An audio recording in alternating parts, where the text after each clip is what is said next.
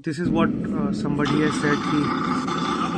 The nature made the mountains and the humans made the weapons good enough to destroy them. In a very lethal attack on Tehran, the capital city of Iran, the attack was on oil refineries and oil depots, and it caught fire, and the fumes spread all over in the skies and polluted the atmosphere. And this was full of different chemicals like hydrocarbons, sulfur dioxide, nitrogen oxides, which got mixed with the water, and they also had that PM 2.5 particles.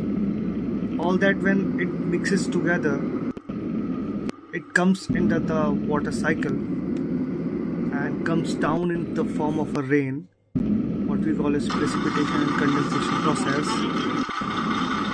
It comes in the form of an acid rain. That acid rain is lethal enough for breathing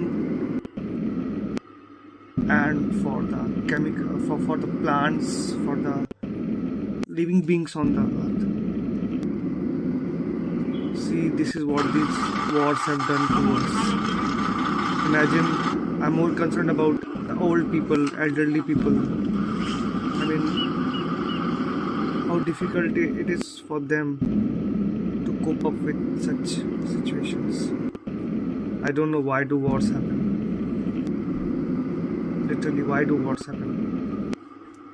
Yes, we are just losing things. There is no gain out of these wars, whether it is before or it is now.